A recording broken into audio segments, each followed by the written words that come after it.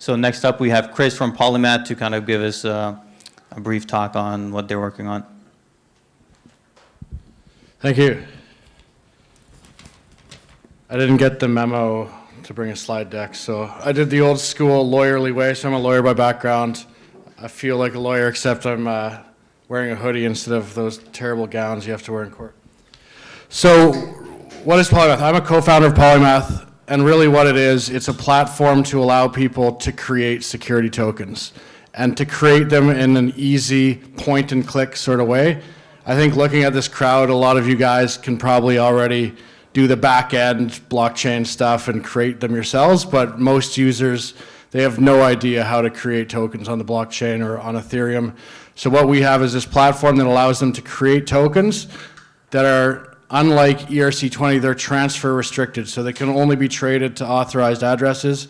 There's a verification process that the issuer would do to make sure that that investor is KYC verified, they're accredited, or whatever other criteria needs to be in place for their tokens to be compliant with the regulations of both the jurisdiction of the issuer and the jurisdictions of where all their investors are coming from. So that's really the essence of what the bare bones of Polymath is.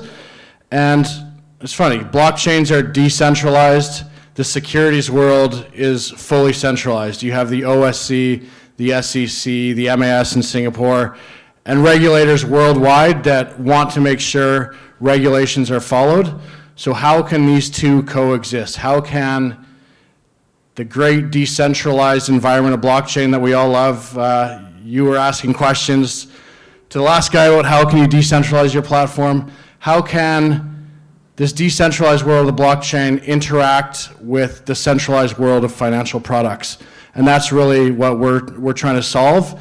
And how we see that working is we see the blockchain as being a real benefit to securities regulators worldwide.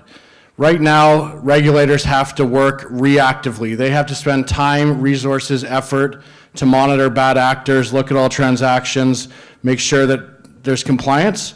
Why can't we put that compliance in the code? So that's Polymath's goal, is to automate compliance, to make it all in the code. So now the regulators can all be proactive, help develop regulations into the code rather than reactive and spending too much time and energy finding bad actors in that way.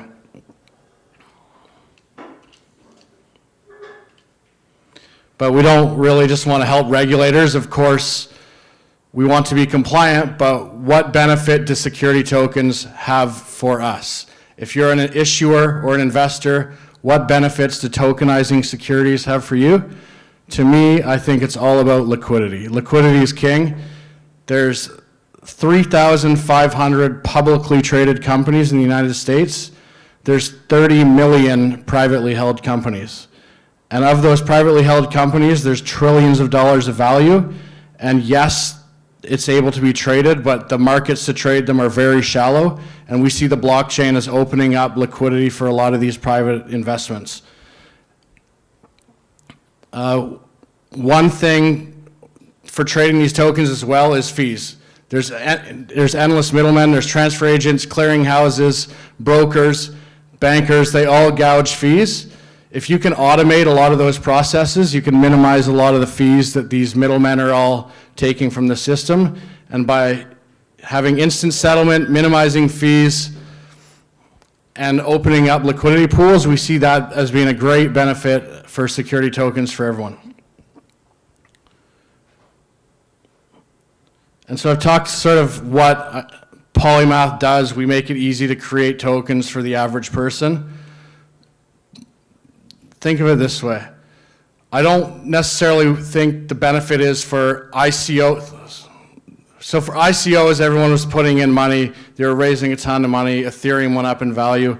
I don't necessarily see that being what's going to happen with security tokens. If you want to raise money now and you do it in the security token world, you're not necessarily going to raise as much money as these ICO projects were. But what you can do is you can get in the token ecosystem early. So you don't even have to raise money. You and your friend have a startup. You don't want to go through the legal process of drafting documents. You can create a token and each take, create 1,000 tokens, you take 500, your friend takes 500, and that in a way is a de facto share ownership agreement. You can formalize it later with actual legal documents, but it's a way to just get the ownership, the staking, or the stake in early.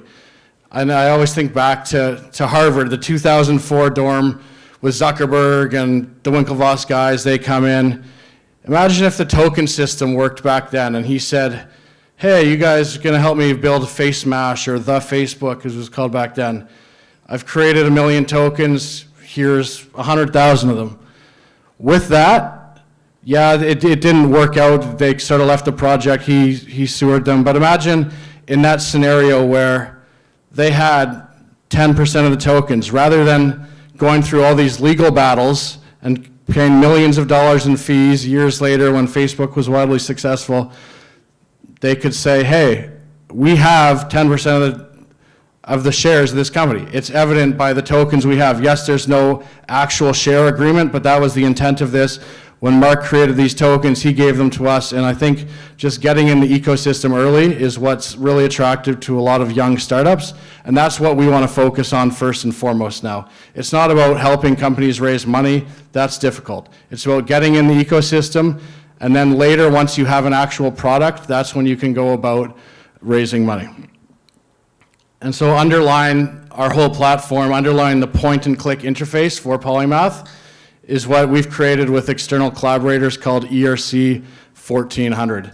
And it's the standard that we hope gets approved by the community, whereby transfers are restricted to only authorized investors. There's various modules in place, so there can be no more than 20% ownership by any holder.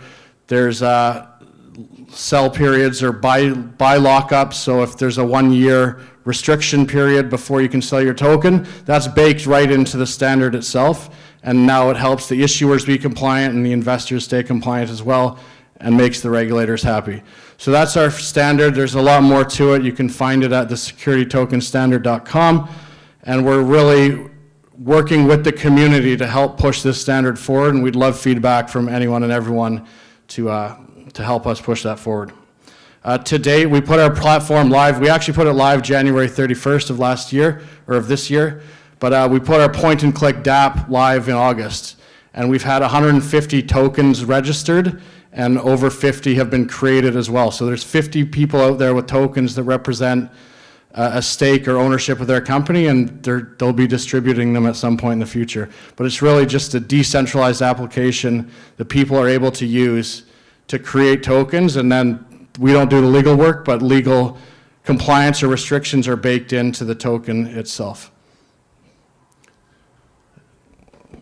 Does anyone have any questions? Is there a limited supply kind of regulation, rules, guidelines for joining your network? Anyone's able to join the network, so you just go to the application, the DApp, and you can join. What do you mean? Is there a limited supply of tokens that each company can distribute? No, they pick how many tokens they want to create. So you can pick 10, you can pick 1 million. And once they pick it, can they change it? Yeah, you can increase it, you can make it divisible. You can start your company with your friend, create 1,000 tokens right now and say, 5 years from now, oh, we want to raise money. Let's create another 1 million more and create tokens in the future. With your Facebook example, what would stop Zuckerberg from just creating 1 million more tokens? No, that's a great question, but really, that's the beauty of the blockchain. It's all transparent, and they could say, in 2007, we had this many.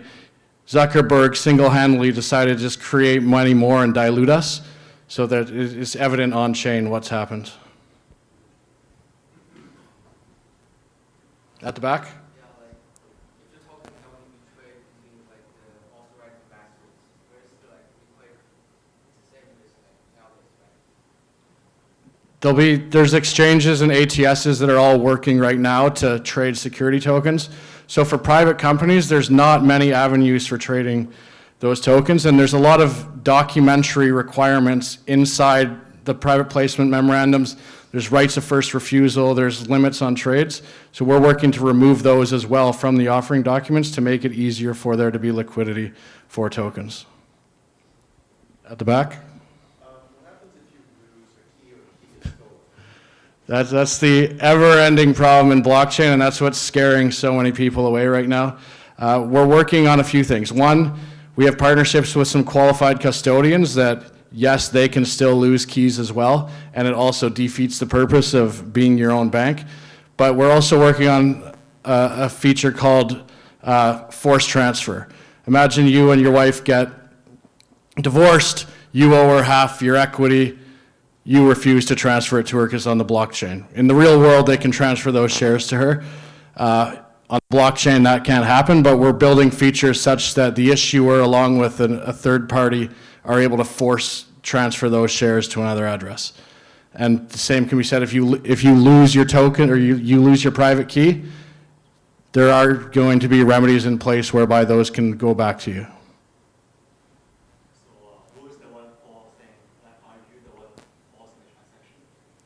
We're still working on it. I'm the lawyer guy, not the tech guy, but we're still working on it. And the way we see it, it's essentially going to be a multi-sig with the issuer, third-party escrows, and then as well as the person who holds the tokens.